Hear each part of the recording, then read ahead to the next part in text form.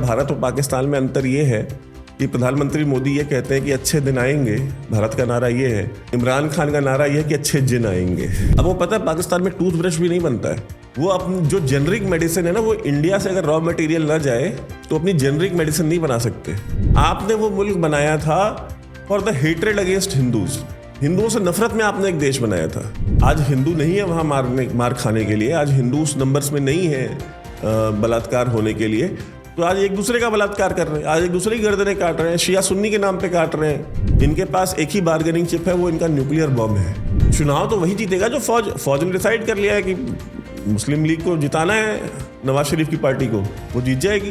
देखिए, दोगलापन, धोखेबाजी, डिसीट, झूठ, मक्कारी, काइयापन, ये पाकिस्तान के नेशनल कैरेक्टर है ना। वो एक दूसरे के सगे नहीं है। आर्मी चीफ प्राइम मिनिस्टर का सगा नहीं है वहां पे।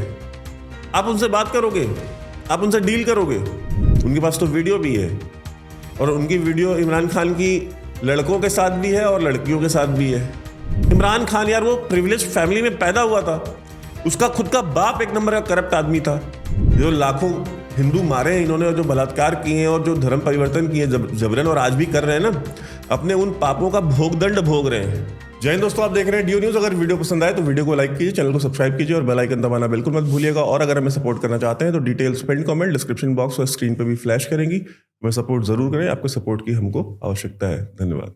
नमस्कार दोस्तों, साल 2018 में पाकिस्तान में इमरान खान नए पाकिस्तान के नारे के साथ इंटर हुए थे, प्रधानमंत्री बने, लेकिन बहुत जल्द ही वहाँ के मौजूदा राजनीतिक हालातों, कुछ भ्रष्टाचार के आरोपों के बाद वो पद से हटा दिए गए। थोड़े समय के लिए शहबाज शरीफ भी पाकिस्तान के प्रधानमंत्री बने, लेकिन उनका भी कार्यकाल बहुत लंबे समय तक नहीं चला। अभी पाकिस्तान में काकर हैं जो कार्यवाहक प्रधानमंत्री हैं। इसी साल फरवरी में, शायद 8 फरवरी को पाकिस्तान में आम चुनाव है, उसको लेकर हम वैभव सर से डिस्कस थोड़ा सा करेंगे। सर नमस्कार। नमस्कार सर। सर, पाकिस्तान में आम चुनाव है 8 फरवरी को, तो ये किन किन पार्टियों के बीच हो रहा है, कौन कौन दावेदार हैं और किसकी पार्टी जो है आपको सबसे ज़्यादा मजबूत दिखती है? देखिए, पाकिस्तान में मूलतः 2 मेन पॉलिटिकल पार्टीज हुआ करती थी। एक भुट्टो फैमिली की जो पाकिस्तान पीपल्स पार्टी है, और एक नवाज शरीफ की जो है पाकिस्तान मुस्लिम लीग नून है, PMLN। ट्रेडिशनली यही 2 आपस में इलेक्शन मतलब चुनाव लड़ते थे और जीतते हारते थे।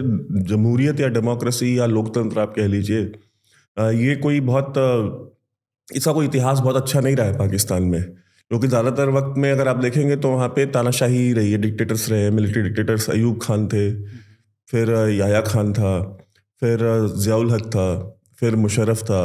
और मुशर्रफ के बाद भी जो जमहूरियत आई है, जो पहले जरदारी की हुकूमत थी, जो कि भुट्टो फैमिली की पाकिस्तान पीपल्स पार्टी की हुकूमत थी, जो कि बेनज़ीर भुट्टो की सुसाइड बॉम्बिंग में मौत के बाद जो वजूद में आई, वो जनरल कियानी कंट्रोल करते थे।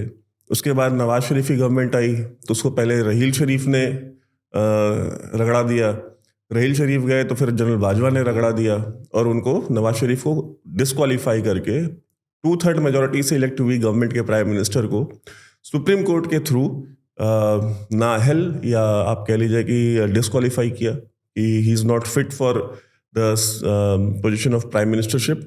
तो वहाँ से उनको हटाया। फिर इमरान खान को लेकर के आए। इमरान खान एक न्यू प्लेयर थे। पाकिस्तान तहरीक इंसाफ के नाम से उन्होंने पार्टी बनाई थी। ये 1990s में, मतलब मिड 90s में ये पार्टी बनी थी, और वो कभी उनको एक सीट ज़रा नहीं मिली। लेकिन जब आशीर्वाद आया पाकिस्तान की सेना का सर पे, तो वो सबसे बड़ी पॉलिटिकल पार्टी बन के उभर गए। पंजाब में भी अगर आप देखें तो पाकिस्तान में ही होता है, पाकिस्तान में सूबों के यानी कि स्टेट्स के इलेक्शंस और सेंटर के इलेक्शंस एक साथ होते हैं। जब ये इलेक्शंस होंगे आने वाले, तो इनके साथ साथ सेंट्रल गवर्नमेंट के साथ साथ स्टेट गवर्नमेंट्स के भी चुनाव होंगे। वो सिंध में भी होंगे, बलूचिस्तान में भी होंगे, खैबर पख्तूनख्वा में होंगे, पंजाब में होंगे। ये चारों एक साथ होंगे इलेक्शंस। इनकी जो चुनाव में क्या हुआ था, 2018 में जो चुनाव हुआ था उसमें इमरान खान को जिताया गया। उसमें पंजाब में सबसे ज़्यादा जो MLAs आप कह लीजिए, हमारे यहाँ MLAs होते हैं, वहाँ पे MPAs होते हैं स्टेट में, मेंबर ऑफ प्रोविंशियल असेंबली। और हमारे यहाँ जैसे MPs होते हैं, मेंबर ऑफ पार्लियामेंट होते हैं, वहाँ पे member of national assembly MNA होते हैं। तो जो MPs थे, जो कि स्टेट की विधानसभा में वहाँ के जो इलेक्ट हुए, वो सबसे ज़्यादा नवाज शरीफ की पार्टी से इलेक्ट हुए थे। लेकिन वहाँ पे भी गवर्नमेंट किसकी बनी? इमरान खान की बनी। तो इस तरह से जो है रिगिंग कर करके, और एक RTS सिस्टम होता है वहाँ पे वोटिंग का, उसका सर्वर डाउन करके उसको बिठा दिया गया ताकि जो हारे हुए कैंडिडेट्स थे इमरान खान की पार्टी के, उनको जिताया जा सके। जिता दिया गया उनको।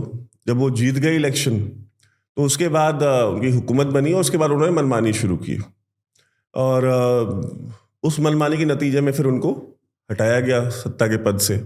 और वहाँ पे नो कॉन्फिडेंस मोशन जैसे हमारे यहाँ होती है, वैसे ही उसको वहाँ पे तहरीके अदम एतमाद बोलते हैं उर्दू में।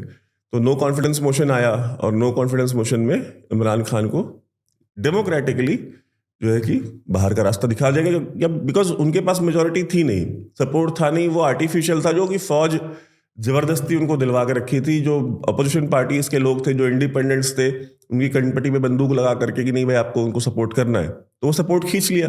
अब जनरल बाजवा ने बोला कि हम न्यूट्रल हो गए हैं, अब हम किसी को सपोर्ट नहीं करेंगे। तो उस पर इमरान खान ने कहा था कि न्यूट्रल तो सिर्फ जानवर होता है, इंसान न्यूट्रल हो ही नहीं सकता। जनरल बाजवा को जानवर भी कहा, फिर जनरल बाजवा को मीर सादिक और मीर जाफर, मतलब उनको गद्दार भी कहा जनरल बाजवा को।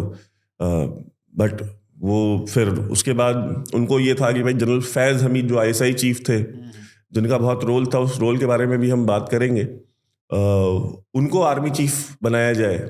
और जो नो कॉन्फिडेंस मोशन के बाद जो प्राइम मिनिस्टर बने वो नवाज शरीफ के भाई शहबाज शरीफ थे, उन्होंने जनरल आसिम मुनीर को बनाया आर्मी चीफ।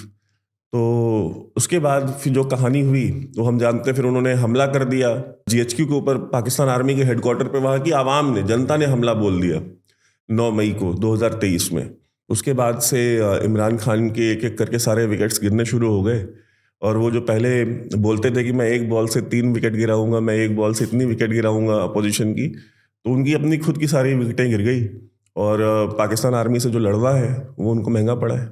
जैसे भारत के साथ ही अगर बोलें कि उनको आज़ादी मिली थी जैसा वो मानते हैं, तब से लेकर भारत की जो राजनीति रही है, वो राजनीति कहें या सामाजिक स्तर पर भी पाकिस्तान फर्स्ट प्रायोरिटी होता था चर्चा के लिए। हमारा पड़ोसी है, चुनाव हो रहा है वहाँ पर, और भारत जो है कोई नृप होए हमें कहानी कंडीशन में, कोई चर्चा नहीं, कोई बातचीत नहीं। जबकि अभी कुछ साल पहले तक ही भारत में हर मुद्दे पर पाकिस्तान पाकिस्तान होता था।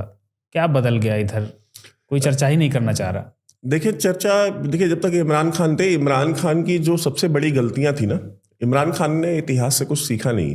मैंने, आपको याद होगा जब मैंने और आपने जब मालदीव के ऊपर एक वीडियो किया था, उसमें मैंने कहा था कि भारत के पड़ोस में कोई भी वो हुकूमत जो कि वेहेमेंटली एंटी इंडिया हो, जो कि इंडिया में टेररिज्म को सपोर्ट करती हो या इंडिया के इंटरेस्ट के खिलाफ काम करती हो, वो सर्वाइव नहीं करती। और आपने देखा होगा, मैंने आपसे कहा था कि जब हम अगला वीडियो मालदीव पे करेंगे तो वहाँ पे मोहम्मद मोइजी जो है वो प्राइम मिनिस्टर नहीं होंगे।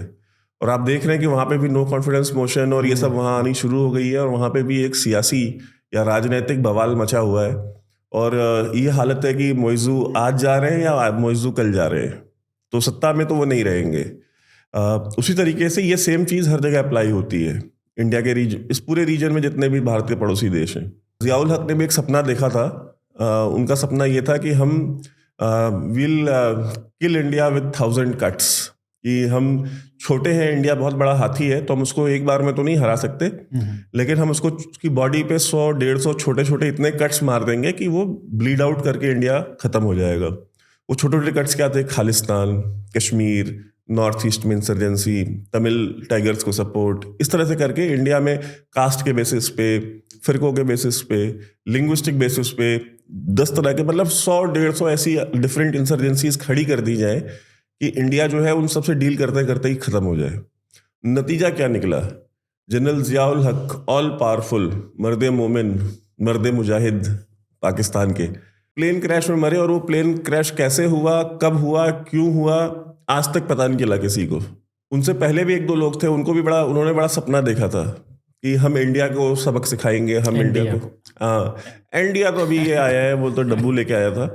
बट मैं कह रहा हूँ कि उससे पहले भी लोगों को सपना लगा। None of them died a natural death, और उनके अपने ही लोगों ने मारा उनको, चाहे वो लियाकत अली खान हो, चाहे वो फातिमा जिना हो। फातिमा जिना और लियाकत अली खान को तो वहाँ की अपनी फौज ने मारा ना। मोहम्मद अली जिना की बहन को और पाकिस्तान के जो पहले प्राइम मिनिस्टर थे लियाकत अली खान, उनको पाकिस्तान की सेना ने खुद मारा। कुछ जिन्ना को मारा उन्होंने। जिन्ना को मारने का तरीका थोड़ा कैजुअल था कि भाई उनको अस्पताल लेके जा रहे थे और एम्बुलेंस रास्ते में रोक दी मई जून की गर्मी में, और तब तक एम्बुलेंस रोके रखी जब तक वो मर ना जाए। जब वो मर गया तभी उसको अस्पताल लेके गए, वरना गाड़ी रास्ते में खड़ी रही। ये पाकिस्तान के लोगों को ये चीज़ समझ में, तो इमरान खान को ये गलतफहमी हो गई थी अपने बारे में कि मैं तो बहुत पॉपुलर हूँ और मैं तो इंडिया को ये कर दूंगा, खड़का दूंगा। प्रधानमंत्री मोदी के बारे में उसने जिस तरह के शब्द उपयोग किए कि ये फांसीवादी है, ये आतंकवादी है, ये भगवा आतंकी है, इस तरह के वर्ड उसने इस्तेमाल किए प्रधानमंत्री मोदी के लिए। तो नतीजा क्या हुआ है, पिछले 1 साल से जेल में बैठे हैं। उनकी पत्नी को भी तो अभी जेल और बीवी को भी जेल हो गई है। वो बीवी कैसे बनी, ये अपने आप में एक अलग कहानी है। उसकी बीवी जो बुशरा पिंकी पीरनी जो है वो जादू टोने करती थी, और वो उसको प्लांट किया गया उसकी लाइफ में। उसको प्लांट किसने किया? उसको प्लांट किया जनरल फैज़ हमीद ने। Because general Faiz Hamid ISI में था उस समय, DGC हुआ करता था ये, नंबर 2 ISI में। तो इसने जो है वहाँ पे बुशरा को, पिंकी पीरनी को इमरान खान की लाइफ में प्लांट कराया।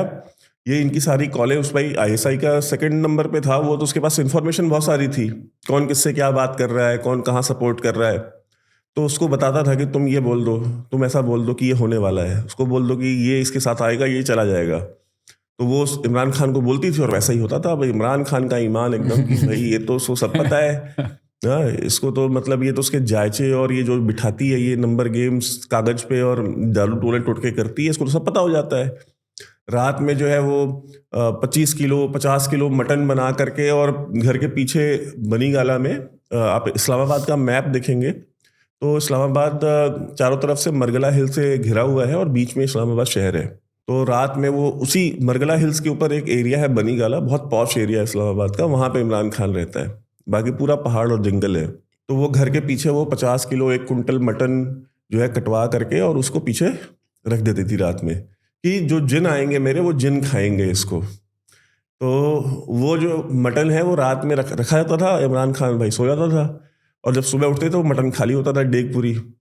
तो वो जो ये फैज़ हमीद के आदमी थे, ये उसको उठा करके रात में बाउंड्री पार कर देते थे, और बाउंड्री पार करके वो डेग वापस रख देते थे वहाँ पे। तो मैंने एक बार मैं टीवी डिबेट में बैठा हुआ था, तो उसमें मेरे से ये सवाल हुआ, तो मैंने कहा कि भारत और पाकिस्तान में, मैं उन दिनों की बात कर रहा हूँ, मैंने कहा भारत और पाकिस्तान में अंतर ये है कि प्रधानमंत्री मोदी ये कहते हैं कि अच्छे दिन आएंगे, भारत का नारा ये है, इमरान खान का नारा ये है कि अच्छे जिन आएंगे। ठीक है। तो ये हमारा बेसिक डिफरेंस था, और ये बात मैंने तब कही थी। तो उसको इस तरह से प्लांट किया गया, और फिर उससे बुशरा को ही यूज़ करके उसने खुद ISI चीफ बना, और अभी जो आर्मी चीफ है सैयद आसिम मुनीर, इनको हटवा करके ISI चीफ बना था वो, क्योंकि ये ISI चीफ था। ISI चीफ का टेन्योर 3 साल का होता है, और उनको 6 महीने में हटा दिया गया था। और ये जो आर्मी चीफ है जिनको आज गालियां देते हैं ये इमरान खान के सपोर्टर्स, ये वो आर्मी चीफ है जो सबसे बड़ा सपोर्टर था इमरान खान का। उनको यूथिया कहते हैं, क्योंकि कहते हैं हम यूथ की पार्टी, हम यूथ की, तो जो उनके सपोर्टर्स हमको यूथिया बोलते हैं वहाँ पे, गाली तो दे नहीं सकते। तो यूथिया का आप मैच कर लीजिए कि किसके साथ, किस वर्ड के साथ किया गया है। तो इसको जो है ISI चीफ भी बनवाया। फिर उसका प्लान ये था कि फिर मैं इमरान खान के थ्रू ही मैं आर्मी चीफ भी बन जाऊंगा, और जो अपोजिशन वाला सिस्टम है, ये सारे सिस्टम को हम लपेट देंगे, 1 पार्टी रूल हो जाएगा, कॉन्स्टिट्यूशन में अमेंडमेंट कर देंगे, भाई फौज तो मेरी है, मैं आर्मी चीफ हो जाऊंगा, इमरान खान मेरा आदमी है, और 1 पार्टी रूल कर देंगे पाकिस्तान में, और इमरान खान की ही सब पार्टी होगी जो इलेक्शन लड़ेगी, जीतेगी। और चाइना वाला मॉडल, जो चाइनीज कम्युनिस्ट पार्टी का मॉडल है, वो यहाँ पे लागू हो जाएगा, और पाकिस्तान जो है वो चाइना बन जाएगा एक दिन। ठीक है, उसकी इकोनॉमी का साइज और उसका ग्रोथ चाइना के को मैच करेगा। बट हुआ क्या? हुआ ये कि जब नो कॉन्फिडेंस मोशन आई, जनरल बाजवा को समझ में आया कि जनरल बाजवा ने कहा कि अगर ये आदमी अगर प्राइम मिनिस्टर कंटिन्यू करता है तो इंडिया के साथ ना ट्रेड हो सकती है, ना इंडिया के साथ कभी कोई रिलेशन अच्छा होगा, और बिना इंडिया के हम सर्वाइव कर नहीं सकते। हकीकत ये है, पाकिस्तान आज तक सर्वाइव कर लिया सिर्फ और सिर्फ इसलिए सर्वाइव कर लिया क्योंकि अमेरिका या चाइना या कोई ना कोई वेस्टर्न पावर उसको सपोर्ट करती रही, उसको पैसे देती रही, एड देती रही। पाकिस्तान ने कभी अपना कोई इंडस्ट्रियल डेवलपमेंट तो किया नहीं। पाकिस्तान में कौन सी इंडस्ट्री है? अब वो पता है पाकिस्तान में टूथब्रश भी नहीं बनता है। वो जो हम लोग के यहाँ 1.5 रुपए 2 रुपए की जो ये डिस्प्रिन की गोली बनती है ना सिर दर्द की, ये भी पाकिस्तान में नहीं बनती। पाकिस्तान में कुछ नहीं बनता है। पाकिस्तान में एक वो फुटबॉल बनता है और उसी को लेकर के नाच रहे होते हैं। वो अपनी जो जेनरिक मेडिसिन है ना, वो इंडिया से अगर रॉ मटेरियल ना जाए तो अपनी जेनरिक मेडिसिन नहीं बना सकते। और भारत में जो मेडिसिन 50 पैसे की मिलती है वो वहाँ पे 20-20 रुपए में बिकती है। ये वहाँ पे महंगाई का आलम है। वो फलाही रियासत बनी थी for the welfare of the Muslims. वहाँ पे हालत ये है, लोग ऑटो की लाइनों में मर रहे हैं। आपने खबरें देखी होंगी, ऑटो की लाइनों में मर रहे हैं, खाए बिना मर रहे हैं, रेप्स हो रहे हैं। रिवेंज पॉर्न का इतना गंदा कल्चर है। बीबीसी ने एक पूरी उसके ऊपर डॉक्यूमेंट्री फिल्म बनाई। सोसाइटी कोलैप्स कर चुकी है। वो मोरालिटी उस सोसाइटी में कोलैप्स कर चुका है। वो क्यों हुआ है? वो इसलिए हुआ है कि आपके यहाँ पे आपने मुल्क बनाया मुसलमानों की भलाई के लिए नहीं बनाया। आपने वो मुल्क बनाया था for the hatred against Hindus. हिंदुओं से नफरत में आपने एक देश बनाया था और आपको लगा कि हम हिंदुओं से नफरत की बुनियाद पे इस मुल्क को चला लेंगे। सबसे पहला काम आपने क्या किया? सबसे पहले आपने हिंदू मारे, सिख मारे, और फिर उनको जो है आपने, जो बच गए उनको आपने कन्वर्ट कराया। बेटियों को आज भी उठाते हैं वहाँ पे, आए दिन खबरें आ रही होती हैं। वो जो हेट्रेड है, वो हेट्रेड उसकी बुनियादों में है। तो जो बुनियाद में जो हेट्रेड है उसको कहाँ से मिटा देंगे? वो आज हिंदू नहीं है वहाँ मार खाने के लिए। आज हिंदू उस नंबर्स में नहीं है बलात्कार होने के लिए। तो आज एक दूसरे का बलात्कार कर रहे हैं, आज एक दूसरे की गर्दनें काट रहे हैं। शिया सुन्नी के नाम पे काट रहे हैं, वहाबी बरेलवी के नाम पे काट रहे हैं। बरेलवी मौलाना वो खादिम हुसैन रिजवी, उसकी वीडियो मौजूद है। अजान हो रही थी और एक वहाबी मस्जिद की वो नमाज थी, तो उसके जो साथ में असिस्टेंट था उसने कहा कि 2 मिनट रुक जाए, अजान चल रही है तो 2 मिनट बाद आप चलें। तो कहते हैं अरे देवबंदियों की अजान कौन सी अजान है? कहे ये तो सूअर से भी बदतर है वहाबी। ये वहाँ के सबसे बड़े बरेलवी उलेमा ने बोला कि वहाबी जो है वो सूअर से बदतर है। ये उनके एक दूसरे के बारे में ख्याल आते हैं। और ये 72 जो फिरके हैं पाकिस्तान में, ऐसा कौन सा फिरका है जिसका किसी दूसरे फिरके के बारे में ये फतवा ना हो कि ये वाजिबुल कत्ल है और ये काफिर है और ये गुमराह है? एक का दिखाएं।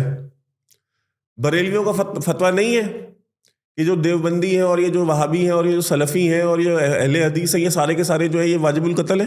फतवा है ना। बरेलवियों का इस पूरे रीजन में, पूरे साउथ एशिया में जो सबसे बड़ा पीर पैगंबर जो कह लीजिए उसको, जो हुआ है वो कौन था? वो था अहमद रजा बरेलवी। दाता दरबार जो लाहौर में लगता है उसका जो पीर है वो। तो अहमद रजा बरेलवी ने क्या बोला था देवबंदियों के बारे में, और अहमद रजा बरेलवी ने क्या बोला था बाकी फिरकों के बारे में, जरा पढ़े जाके। खुद इमाम खुमैनी जो कि ईरान का, मतलब दुनिया में जितने शिया रहते हैं इमाम खुमैनी से बड़ा तो कोई नहीं है ना उनके लिए। इमाम खुमैनी ने जो किताब लिखी, उस किताब में उसने आयशा के लिए, प्रॉफेट मोहम्मद की सबसे जो छोटी बीवी थी, उसके लिए जो वर्ड लिखे हैं वो वर्ड में और आप बोल नहीं सकते यहाँ पे। उसको जिस जानवर से तस्बीह दी थी आयशा को, वो मैं अगर आप बोल देंगे तो हमारे खिलाफ यहाँ पे जिहाद शुरू हो जाएगा।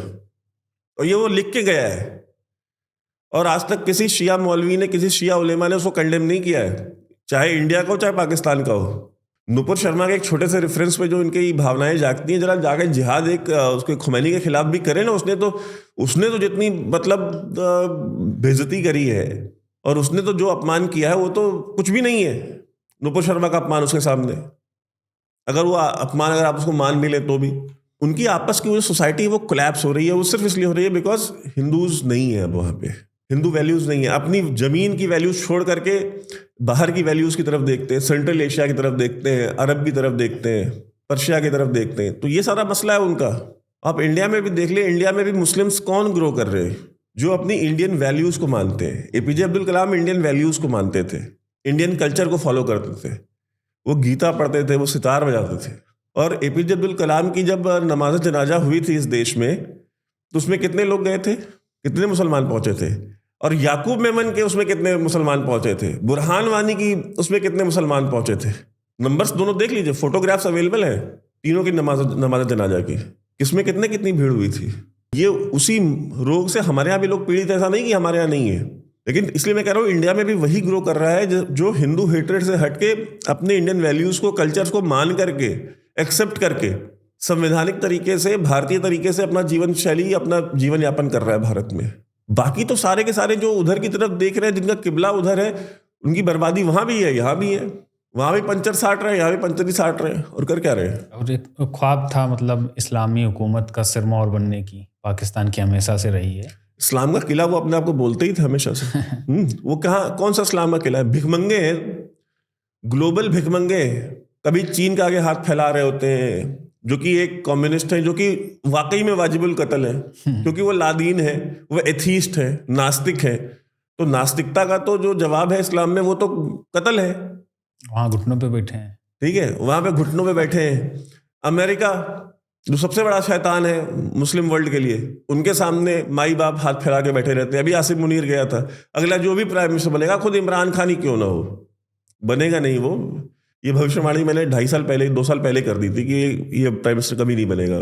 वाद के ऊपर वो वीडियो अवेलेबल है मेरा आज भी, वो चाहे वो आ जाए, वहां पे भी यही हाल है। पाकिस्तान के सामने भी वहां पे हाथ फैला करके ही बैठना है इनको। अमेरिका के आगे हाथ फैलाते हैं, यूके के आगे फैलाते हैं, अरब जाते हैं। शहबाज शरीफ ने तो जाके बोला कि आप ऐसा मत समझिए कि हम जब आते हैं, तुर्की में खड़े होकर के उसने बोला था कि आप ऐसा मत समझिए कि हम जब आते हैं तब हम आपसे पैसा मांगने आते हैं, हम आपसे पैसा मांगने नहीं आए हैं, लेकिन हमारा थोड़ा मुश्किल वक्त चल रहा है। और इनका जो मुश्किल वक्त है वो आज से नहीं चल रहा, वो बहुत लंबे समय से चल रहा है। और जब से ये पाकिस्तान बना है तब से मुश्किल वक्त ही चल रहा है।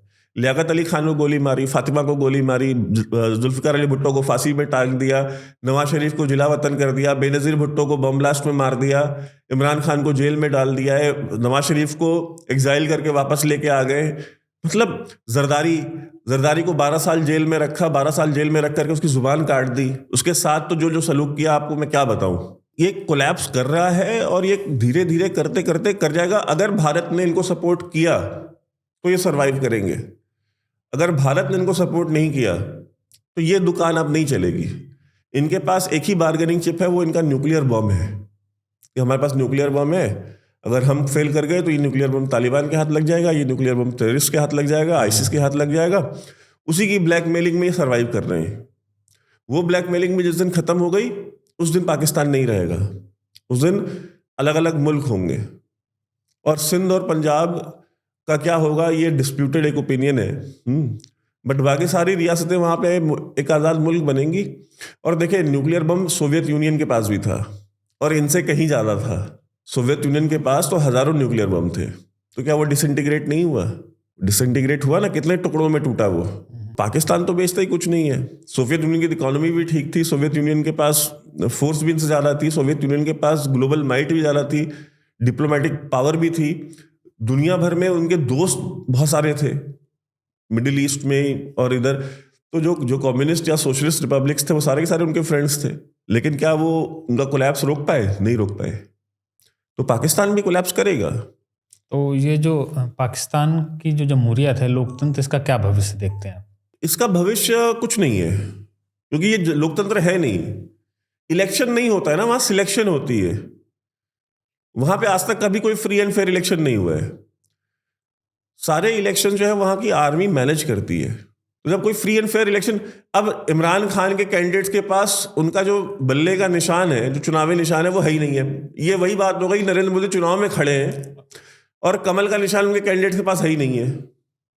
और आपके सारे के बीजेपी के जितने कैंडिडेट्स हैं इस देश में, वो सारे के सारे इंडिपेंडेंट लड़ रहे हैं।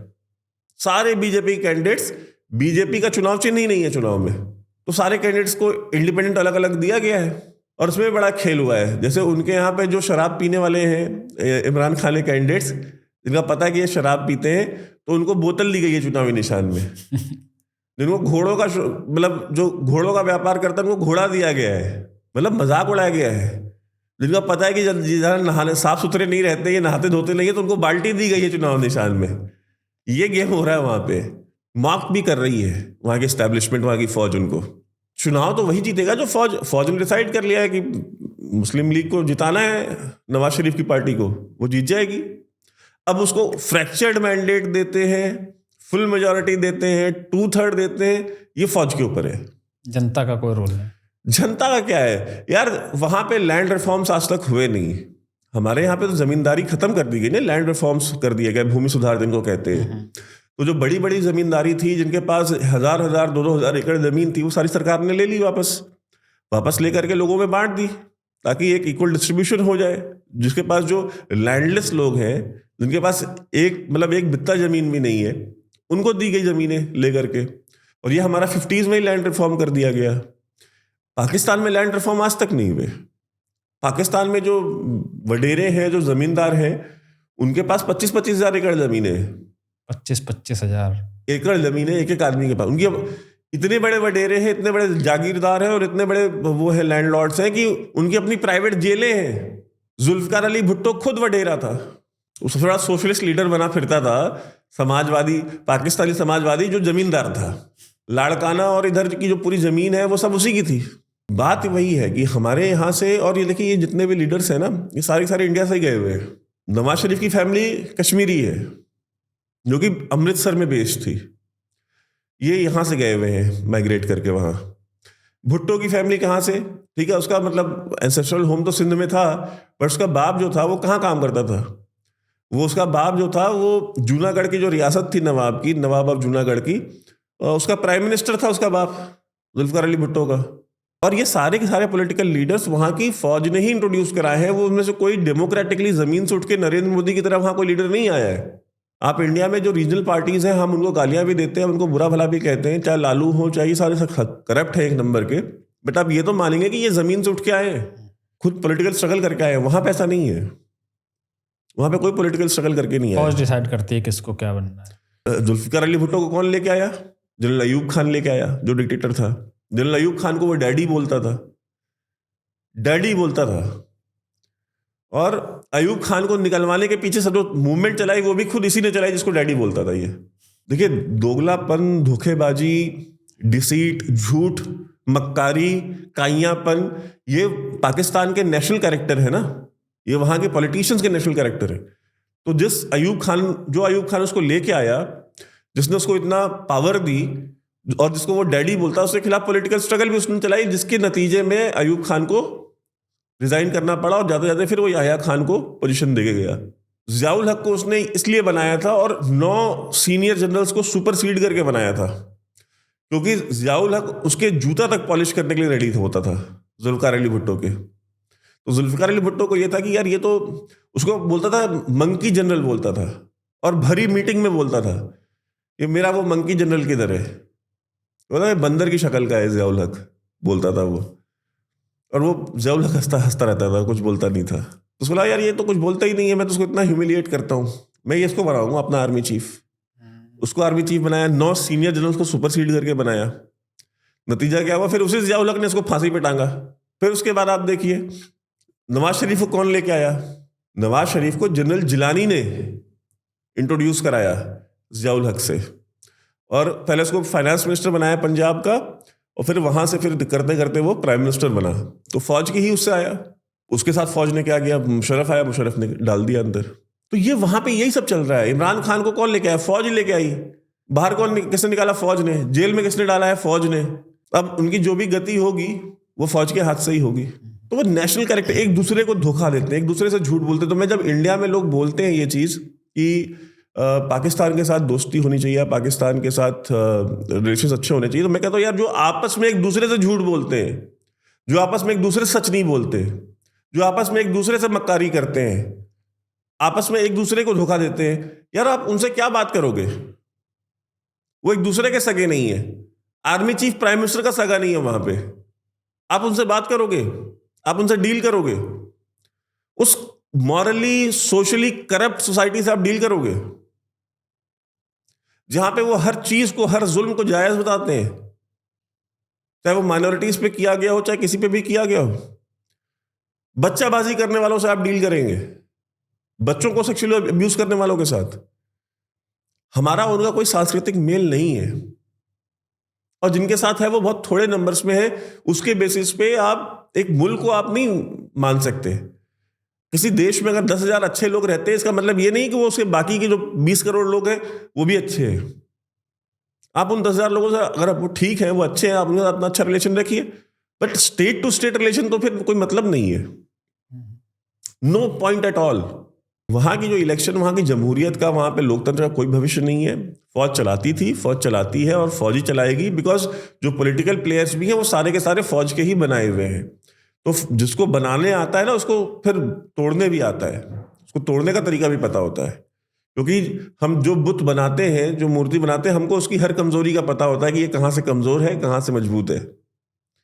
तो इमरान खान का पता है इनको। इमरान खान की ऑडियो लीक्स हुई थी, सुना था? वो इतनी गंदी और इतनी घटिया ऑडियो लीक्स, जो वो औरतों के साथ और दूसरों के साथ वो बात कर रहा था। ये इनका प्राइम मिनिस्टर था, इमेजिन कीजिए। और ये सब जानते हुए फौज ने उसको प्राइम मिनिस्टर बनाया था, क्योंकि फौज के पास तो ये रिकॉर्डिंग्स उसकी पहले से थी ना, उनके पास तो वीडियो भी है। और उनकी वीडियो इमरान खान की लड़कों के साथ भी है और लड़कियों के साथ भी है। तो इस तरह के लोग अगर आप जानते बूझते प्राइम मिनिस्टर बनाते हैं और आप खुद को इस्लामी जमहूरियत बताते हैं, तो शर्म तो आपको आनी चाहिए ना। और उन लोगों को आनी चाहिए जो मानते हैं कि जो इस्लामी रियासत होती है वो इस तरह की होती है, जहाँ पे जो उसका जो प्राइम मिनिस्टर होता है या उसका जो हेड होता है वो मतलब इस तरह की एक्टिविटीज़ में इंडल्ज करता है, जो लड़कों के साथ भी होती है और लड़कियों के साथ भी होती है। It's a Fars.